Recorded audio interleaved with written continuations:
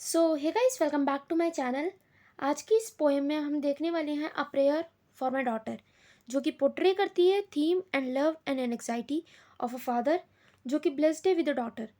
ये प्रेजेंट करती है मेनली पोइट्स के hopes with a daughter and क्या उनकी एक्सपेक्टेशंस है विद अ ब्यूटीफुल वुमेन जो कि ब्लेस्ड है with the attributes of virtuous soul.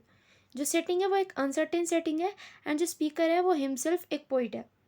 जो पोएम है वो मेनली अराउंड कर रही है, मतलब कि वो मेनली इमोशंस के बीच में घूम रही है of gloom, uncertainty, hope and fear. Gloom मतलब कि क्या क्या मतलब मेरी बेटी आगे जाके कर सकती है। अनसर्टेनिटी की अभी कुछ ज़्यादा पता नहीं है। होप्स की बहुत सारे बड़े बड़े होप्स है कि ये करेगी।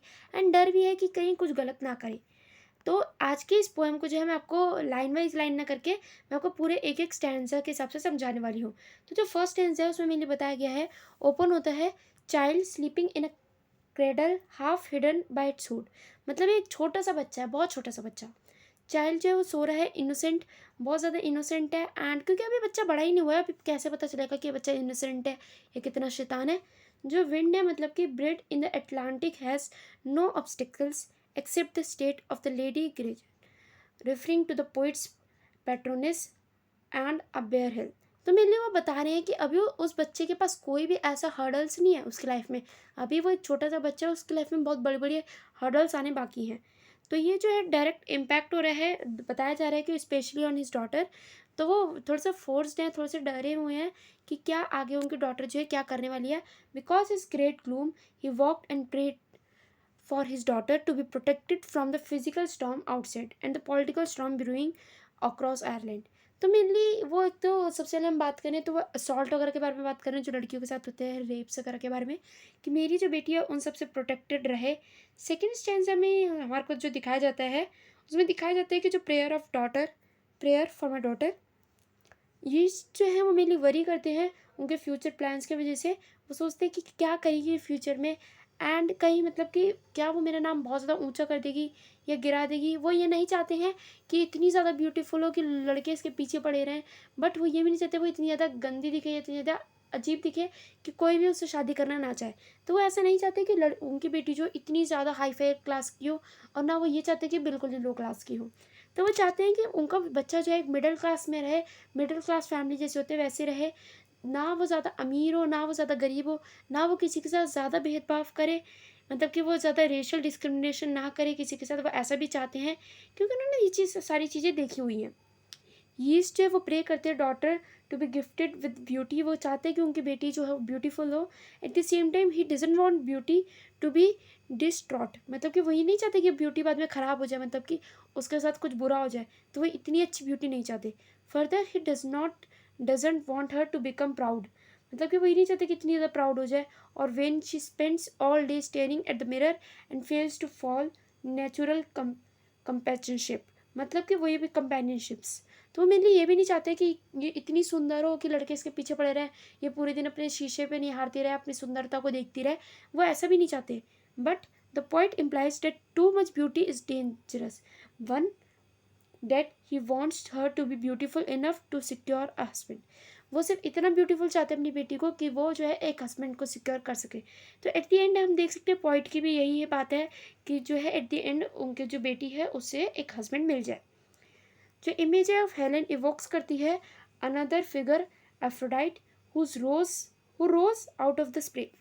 तो मेनली हमें दिखाया जाता है कि जो यहाँ पे पोइट है वो ये नहीं चाहते कि उनकी बेटी जो है इतनी सुंदर हो, ये इतनी बुरी हो। वो बस ये चाहते कि उनकी बेटी जो है एक नॉर्मल घर से शादी हो जाए उसकी। और उसी के साथ वो ये भी चाहते हैं, इन स्टेंजा 5 वो ये कहते हैं, poet continues with what he wants his daughter to possess more than mere beauty. वो चाहते हैं कि वो उनकी बेटी जो है बहुत कुछ करे rather than just beauty. He wants his daughter to learn to be compassionate and kind. वही चाहते हैं कि उनकी बेटी जो है कंपैशनेट हो, मतलब कि जैसे होता है ना लोग अपनी पढ़ाई के पीछे भागते हैं ऐसी हो वो। एंड काइंड हो, मतलब वो दूसरों के सामने जो है दूसरों के साथ अच्छे से व्यवहार करें। Many times men who believed to love and loved by the beautiful woman face disappointment compared to those found love in the modest yet compassionate woman। तो वो यही कहते हैं कि ये नहीं है कि हर आदमी को या फिर हर एक मेल को जो फीमेल मिलती है वो बिल्कुल ही अच्छी हो। कई बार ये भी होता है ना, हर बार हम जैसे कि मोस्ट ऑफ द स्टोरीज देखते हैं कि मेल्स गलत थे, हम लोगों को मतलब मेंस को गलत प्रूव करते हैं, बट ऐसा नहीं होता है। कई बार वुमेंस भी गलत हो सकती है, एंड वुमेंस को जो है काइंड होना बहुत ज़्यादा ज़रूरी है। Moreover he says modest and courteous people attract hearts than those with beauty. तो मेनली वो ये कहते हैं कि लोग जो है दिल देखते हैं, ना कि किसी की सुंदरता देख रहे हैं। Referring to his own marriage, वो अपनी मैरिज को भी दावा देते हैं कि मैंने अपनी वाइफ के लिए कभी भी ब्यूटी नहीं देखी थी, मैंने हार्ट देखा था। Ultimately, he makes it clear that he wants his daughter to be agreeable, young woman that an arrogant beauty. Arrogant beauty भी हो एंड एक यंग वुमेन जो हो, मतलब ऐसी वुमेन हो जो कि एक मिडिल क्लास लड़कियां होती हैं, वो नहीं चाहती ज़्यादा हाई फाई टाइप हो। Like a lenient he wants her to be satisfied with herself, वो चाहते कि वो अपने से सेटिस्फाइड हो, ये ना हो हर चीज़ के पीछे हर वक्त भागती रहे। जैसे होता है ना, अब एक बच्चा है उसके अगर 90% भी आ गए ना, और वो फिर भी सेटिस्फाई नहीं होता कि अरे मेरे को तो टॉप करना है, मेरे को तो और अच्छे नंबर लाने हैं। एंड एक टाइम पे एक बच्चा ऐसा भी होता है जो कि 30-40% ला के खुश होता है, वो कहते हैं कि चलो अच्छा मैं पास तो हो गया। जो पोइट है वो रिवील करते हैं his wish for his daughter to be rooted in the tradition. At the same time 7 stanza में हमारे को यहाँ पे दिखाया जाता है, Yeats continues to talk about self-containment women in stanza 7. He believes that kind, self-contained, traditionally rooted women are incorruptible. वो मतलब कि कहते हैं कि ऐसी लड़कियां जो होती है ना, वो ज़्यादा मतलब लोगों का दिल चुराती नहीं है, जैसे होता है ना एक टाइप से दिल तोड़ देना टाइप, ऐसा नहीं करती हैं। तो इसलिए मैं चाहता हूँ कि मेरी बेटी भी ऐसी ही बने। जो पोइट है वो कंसिडर करते हैं hatred to be the cause of evil and prays that her to be left of that evil, मतलब कि उनकी बेटी जो है ऐसी ना हो। Further he believes that a soul free from hatred will preserve its innocence and hatred. तो चाहते हैं कि वो उनकी जो बेटी है उसके अंदर कोई भी हेट्रेड वगैरह ना हो। Just as the storm outside can't tear leaves from the sturdy trees, जैसे कि वो स्ट्रॉम्स जो बाहर चल रहे हैं हवा में, मतलब कि जो एनवायरनमेंट में इस समय बहुत ज़्यादा हवा है, तूफान वगैरह चल रहा है, जैसे वो जो तूफान जो है वो कुछ पत्तियाँ जो है जो पेड़ पे अटकी हुई हैं, पेड़ पे जो लगी हुई है पेड़ पे, तो उन्हें जैसे वो तोड़ नहीं सकती, वैसी मेरी बेटी हो जो जिसे कोई भी तोड़ ना पाए। टर्मोइल हो and war can't break a strong women, and कोई भी वॉर हो जो कि उनकी बेटी को जो है वो तोड़ ना पाए, मतलब उनकी बेटी को एक टाइप से हर्ट ना कर पाए। In stanza 8 of a prayer for my daughter the poet implores his daughter to shun passion and wild feelings, मतलब वाइल्ड फीलिंग्स वो दिखाते हैं कि उनकी बेटी जो है वीकनेसेस भी हो एंड ब्यूटीफुल वुमेन भी हो। She must be temperate because people who love deeply could hate deeply too. तो वो ये कहते हैं कि कोई इंसान जो है अगर आपको ज़्यादा प्यार कर सकते हैं वो बहुत ज़्यादा हेट भी कर सकते हैं।